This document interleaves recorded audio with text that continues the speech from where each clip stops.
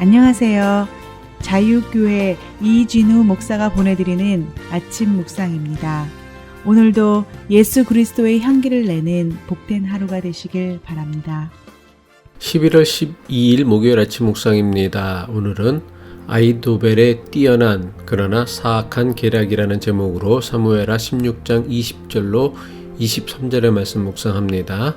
압살롬이 아이도벨에게 이르되 너는 어떻게 행할 계략을 우리에게 가르치라 하니 아이도벨이 압살롬에게 이르되 왕의 아버지가 남겨두어 왕궁을 지키게 한 후궁들과 더불어 동침하소서. 그리하면 왕께서 왕의 아버지가 미워하는 바 됨을 온 이스라엘이 들으리니 왕과 함께 있는 모든 사람의 힘이 더욱 강하여지리이다 하니라. 이에 사람들이 압살롬을 위하여 옥상에 장막을 치니 압살롬이 온 이스라엘 무리의 눈앞에서 그 아버지의 후궁들과 더불어 동침하니라. 그때의 아이도벨이 베푸는 계략은 사람이 하나님께 물어서 받은 말씀과 같은 것이라. 아이도벨의 모든 계략은 다윗에게나 압살롬에게나 그와 같이 여겨졌더라. 오늘도 안전하고 건강한 하루가 되시길 축복하며 아침 묵상 시작합니다. 아들 압살롬이 헤브론에서 반란을 일으켰다는 소식을 들은 다윗은 급하게 예루살렘을 버리고 광야로 피난길을 떠납니다. 다윗은 예루살렘을 떠나며 자신의 후궁 10명을 남겨놓고 저들로 궁을 지키게 하고는 피난을 떠났습니다. 마침내 압살롬이 이끄는 반란군이 텅 비어버린 예루살렘 성을 정념하게 되었습니다. 압살롬이 예루살렘을 점령하자 지금까지 다윗을 따르던 수많은 신하와 백성들이 다윗을 배신하고 압살롬 편에 서기 시작했습니다. 이것은 모든 인간관계에서도 그대로 적용되는 원리입니다. 내가 승승장구하고 형통할 때는 많은 사람이 내 편이 되려고 합니다. 내 친구가 되려고 합니다. 그러나 내가 실패를 하거나 어려움에 빠지게 되면 주변에 많았던 친구들 대부분은 언제 그랬냐는 듯 떠나고 맙니다. 이들이 내 편이 되고 친구가 되었던 것은 나라는 존재 때문이 아니라 내가 가진 소유와 성공과 돈 때문이었습니다. 이것이 세상 인심입니다. 잊지 말아야 할 사실은 어려울 때 내 옆을 지켜준 친구가 진짜 친구입니다. 내가 가장 힘들 때 나와 함께 힘든 시절을 보낸 남편이나 아내가 진짜 나를 사랑하는 사람입니다. 내가 가진 것 때문에 나와 가까이 하려는 사람보다는 나라는 존재 자체를 소중히 여기는 사람과 가까이 해야 인생은 행복할 수 있습니다. 예루살렘을 점령한 압살롬은 아이도벨에게 앞으로 어떻게 해야 할지를 물었습니다. 이전까지 아이도벨은 다윗의 모사로 다윗이 전쟁을 치를 때마다 전략을 세워주었던 신하였습니다. 이스라엘 사람들은 아이도벨이 가르쳐주는 전략은 하나님께 여쭈어 받은 말씀처럼 여겼습니다. 이것은 다윗과 압살롬도 마찬가지였습니다. 사무엘하 16장 23절이죠. 사람들은 아이도벨이 베푸는 모략은 무엇이든지 마치 하나님께 여쭈어 받은 말씀과 꼭 같이 여겼다. 다윗도 그러하였지만 압살롬도 그러하였다. 계략에 탁월했던 아이도벨이 가장 먼저 다윗을 배신하고 압살롬의 편에 서서는 그를 위해 계략을 꾸미기 시작한 것입니다. 어떻게 해야 하는지를 묻는 압살롬의 물음에 아이도벨이 내어놓은 전략이 무엇이었습니까? 아이도벨은 압살롬에게 아버지 다윗이 예루살렘 성을 떠나며 성을 지키기 위해 남긴 10명의 후궁들과 동침하라는 것입니다. 사무엘하 16장 21절이죠. 아이도벨이 압살롬에게 이르되 왕의 아버지가 남겨두어 왕궁을 지키게 한 후궁들과 더불어 동침하소서. 역사학자들에 의하면 당시 전쟁에서 이긴 왕이 전쟁에서 패한 왕의 후궁과 동침함으로 자신이 전쟁에서 이겼음을 과시하는 것은 일반적으로 행해졌던 당시 시대의 전쟁의 관례였다고 합니다. 그러나 아무리 전쟁에서 패한 왕의 후궁들과 동침하는 것이 당시 일반적으로 행해졌던 관례라고는 하지만 다윗과 압살롬의 관계는 아버지와 아들의 관계였습니다.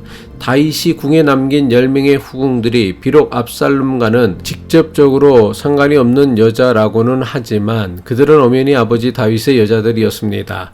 아이도벨은 도무지 상상할 수 없는 패륜적인 행위를 전략으로 내세우고 압살롬에게 자신의 전략대로 행하라고 합니다. 앞에서도 설명했지만 아히도벨은 다윗과 압살롬 모두에게 인정받았던 이스라엘 최고의 전략가였습니다. 그의 명성이 얼마나 뛰어났으면 그가 가르쳐주는 전략은 하나님께 직접 여쭈어 얻은 말씀과 같다고 했습니다.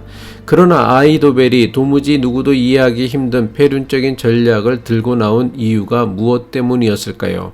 아히도벨은 압살롬과 다윗의 관계를 도무지 용서할 수 없는 원수 사이로 만들어 다윗과 압살롬이 화해할 모든 가능성을 막아버리기 위함이었습니다. 그렇다면 아히도벨은 왜 다윗과 압살롬이 다시는 화해할 수 없는 원수 사이로 만들려고 했을까요? 권력이 바뀌면 사람들은 처세술 차원에서 일말의 여지를 남겨놓고 행동을 하게 됩니다. 언제 어떻게 권력이 또다시 뒤바뀌게 될지 모르기 때문에 당장은 압살롬 편에 있으면서도 장차 다윗이 다시 왕권을 회복하면 다윗 편에 설 수 있는 여지를 남겨놓기 마련입니다.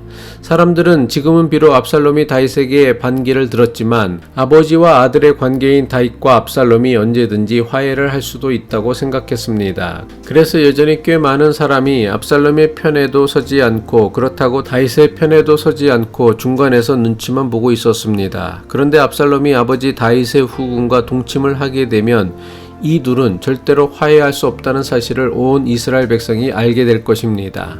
아버지 다윗과 아들 압살롬이 절대로 화해할 수 없다는 것을 사람들이 알게 되면 비로소 둘 사이에서 흔들리던 사람들이 분명하게 한편의 줄을 설 것으로 생각한 것입니다. 사무엘하 16장 21절이죠. 아히도벨이 압살롬에게 말하였다. 부왕이 왕궁을 지키라고 남겨둔 후궁들과 동침하십시오. 이렇게 임금님께서 부왕에게 미움받을 일을 하였다는 소문을 온 이스라엘이 들으면 임금님을 따르는 모든 사람이 더욱 힘을 낼 것입니다.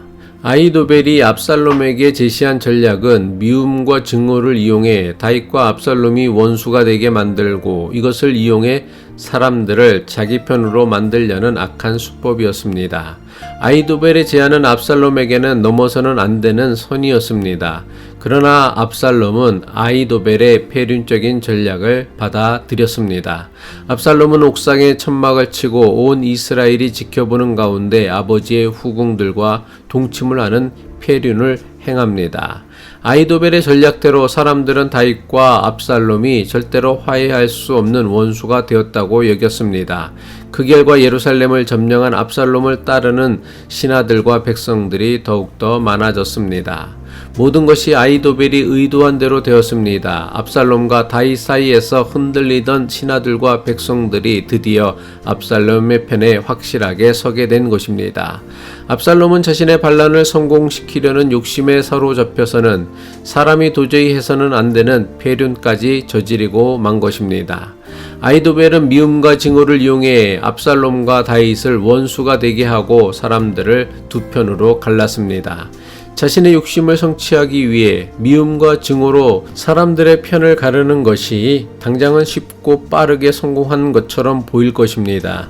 하지만 미움과 증오를 이용한 것은 그 어떤 것이라 할지라도 남을 넘어뜨리게 할 뿐만 아니라 결국에는 자기 자신도 넘어지게 하는 덫이 되고 맙니다. 기도하겠습니다.